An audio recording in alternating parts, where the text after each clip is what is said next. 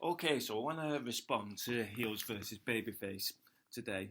Oh, it's bloody dark here. Let's see if I can get somewhere better. And I've got a massive headache at the moment, and the reason I've got a massive headache is because I've had writer's block all day. And I've been trying to figure out a way around it or figure out a way out of this writer's block with no success.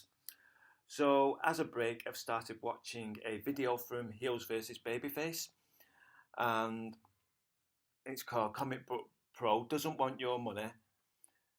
They just want you to agree with them, or something like that. It's called. I don't know what it's exactly called off the top of my head, but in this video, he starts making a complaint about Twitter, or an observation about Twitter, that you can't really get into a serious argument on Twitter, and that it's a platform of filth. And the reason that you can't get into a serious argument on Twitter or really elucidate what you think is because it's got a limited number of characters.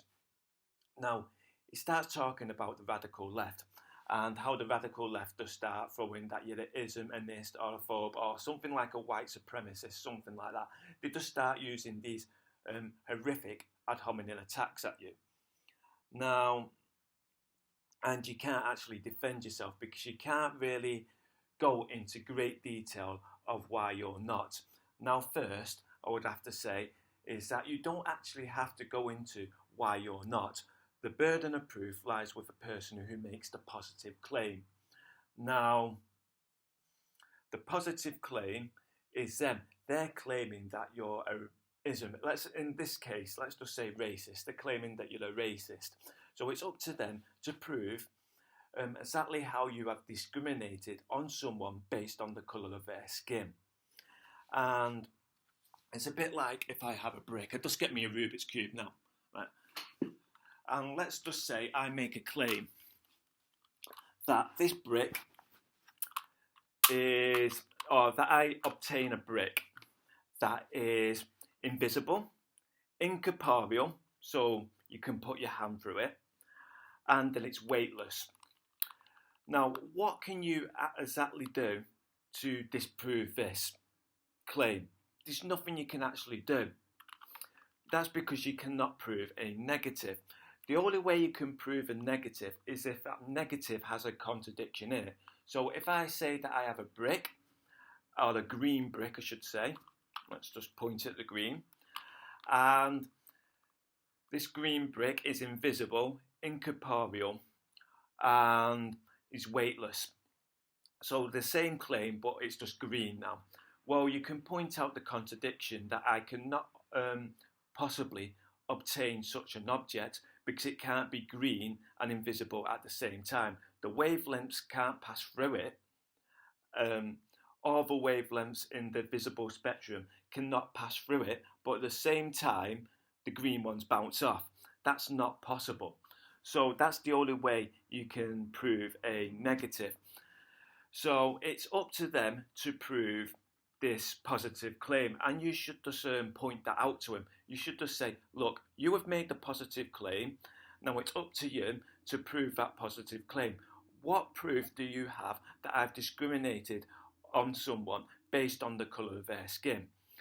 Now, the reason you should do this as well is because what these people do, what these authoritarians do, is that they take language which is used by the layman and they give it a esoteric definition, an inside definition if you will, which is completely different to the definition which society on the whole will use. So I thought I had this bit in because I've been able today to obtain one of these esoteric definitions by actually claiming that the burden of proof is on him to actually prove that I am a racist and actually back up his claim with some positive evidence to prove his positive claim. And because of this, I've been able to obtain this inside definition. Now, notice notice in the second paragraph where it says, to be treated differently according to skin colour is not racism. Now, to the outside definition, by the societal definition, which 99% of the population will use, it most definitely is.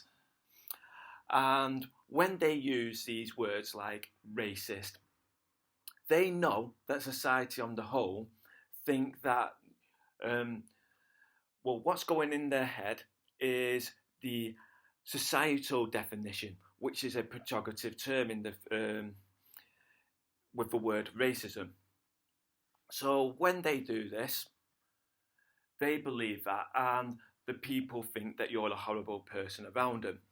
Sorry, I believe this bit got away from me, but I'm talking on about a equivocation fallacy or a doublespeak fallacy, where you use a word that has multiple definitions, in this case because they have created a new inside definition, knowing that the audience are going to be misled because they have never heard this definition in their life. And why would they? This is another reason why it is important to mention that the burden of proof lies with them to prove that you have discriminated based on the colour of someone's skin, as it inserts the societal definition into the dialogue and makes sure that you are both on the same page. But I've had a discussion today, and I've actually got someone to agree that is using a different esoteric definition. Now, the reason we shouldn't care about these esoteric definitions is because they're not the definitions which the people which did the harm in the past fell under, which did the harm to society in the past fell under. So that's why we should only care about the exoteric definitions. So I don't know if it made sense here. Like I said, I've had a massive headache all day because of my writer's block. And I just wanted to make that point. Never, never try to prove that you're not a racist. Always get them to try and prove that you are. And just point that out that you've made the positive claim, so it's up to you to provide proof to prove that I'm a racist. Until then it's just a default position that I'm not. And shut your fuck up.